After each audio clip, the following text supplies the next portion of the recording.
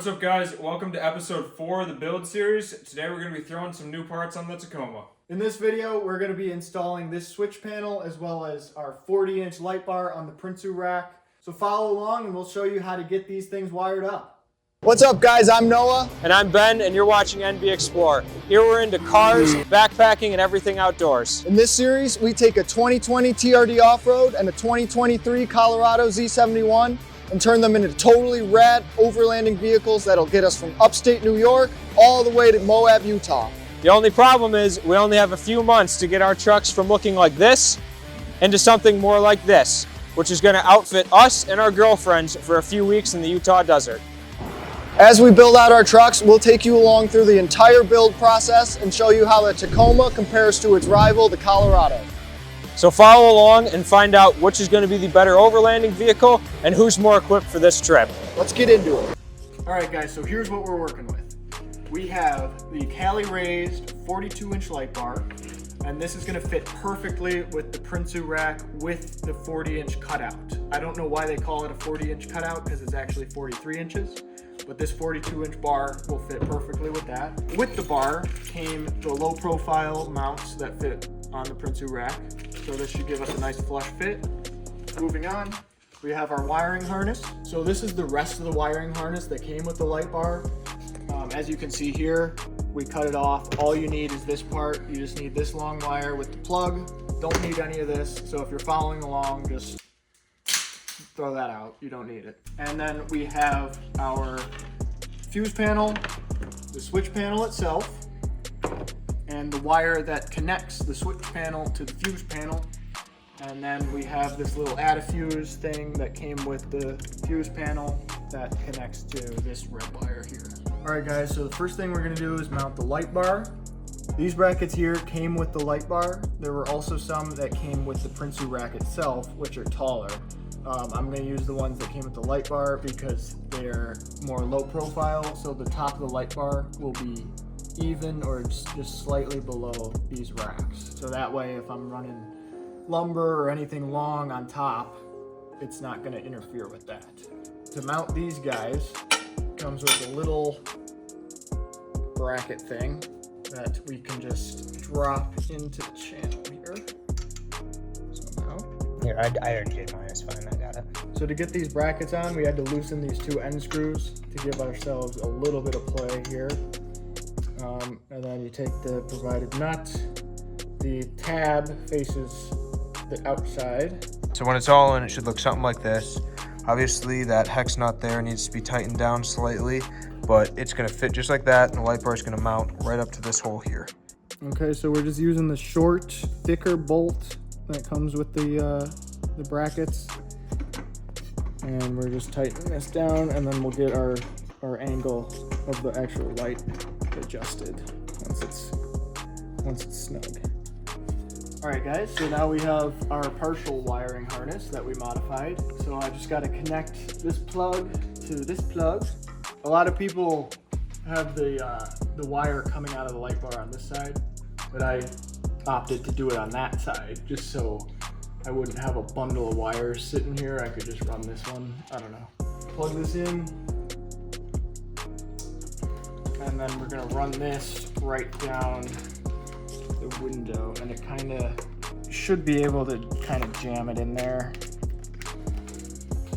I don't know, we'll figure it out. So we tucked the wire along the A-pillar here between this weather stripping and the actual A-pillar. Tucked it underneath this piece of rubber here, and then ran it through, zip tied it up to this hole here. This zip tie is going to be cut and cinched once we actually get it hooked up into the fuse box here.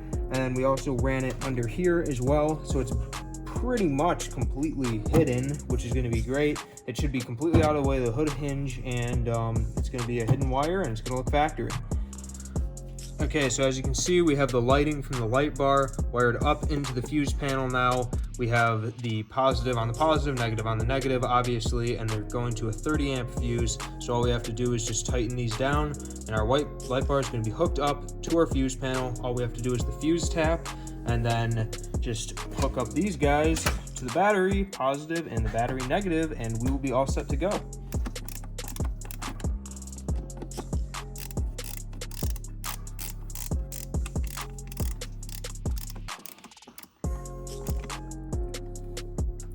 Okay, so now we're gonna wire up our fuse tap here. We're gonna be using this fuse right here. This is your injector fuse. It's the INJ fuse. You can see it on here. It is a 10 amp fuse. So again, it is that fuse right there. So the purpose of this is so the backlight isn't on all the time, and this will basically make it so your battery doesn't get drained and it only turns on when the truck is on. Okay, so what we're doing now, this is our fuse tap. We're adding the 10 amp fuse below it. So now we have two 10 amp fuses here, and we're replacing our injector fuse. So this will be injector and our light bar fuse here. So that's just gonna slot down in here like that. And then we're gonna do this, and we're gonna throw her down in here. There we go. So the fuse tap is installed now. Okay, so now what we're gonna do is we're gonna take our wire from our fuse tap and our wire from our secondary fuse box, feed it into the fuse tap here, and then you're just gonna crimp it, and that is gonna hold it in place there, and then we should be able to just put the top of the fuse box on, and then we should be pretty much set to go, except we just need to hook those up to the positive and negative terminal of the battery, and we should be all set. So this is gonna be our ground. This is just the factory ground that they use, so we know it's a good ground. Okay, so before we ran it through the firewall, we just wanted to test everything. So as you can see, the backlit function does work. The truck is running. The backlit was off before the truck was turned on. So now we're gonna press this top button here. This is our number one. That's the one we're wired to. And hopefully that light bar will turn on. As you can see, we did successfully wire up a light bar. Turn it off, light bar turns off. Genius, we actually got it. All right, so we just had to pop another hole through the firewall right here because the pre-existing hole with the grommet there is actually taken because Noah has subwoofers in his truck, and there was not enough room to fish this wire through, so we just popped a hole right there through the firewall. It's right next to it. It's not a big deal. We'll put a rubber grommet there in the future, but just for the sake of the video, that's what we did, but chances are you can probably use that. And now coming to the other side, I just got my knife and I just cut a little bit here until I could find that wire poking through, and I pulled it. So all of our excess wire is gonna be stashed up in here. But our switch panel is mounting right here. I already have this trim piece pre-installed. If you wanna see that, I made a short about it. Just click the link, be up here, I think. Maybe, I don't know which side, up there. Gonna fish this wire back up through here, pop it out here, and connect our switch panel. All right, so I fished that wire up through here, made the connection, and now we're just gonna put our switch panel in its place. It just kind of snaps right in. It's a pretty snug fit, just like that. And now I'm just gonna kind of zip tie all this extra wire together and just shove it up there for now. All right guys, so it's nighttime now. Thought I'd show you how the light bar is working. So this is low beams, high beams, and light bar. As you can tell, huge difference. So all in all, I'm very impressed with this thing. Cali Raised 42-inch light bar did not disappoint at all. Again, high beams, light bar, big difference. All right, guys, so that's that. Light bar's up there, it's all installed, all the wiring's hooked up, it's exactly how we want it to be.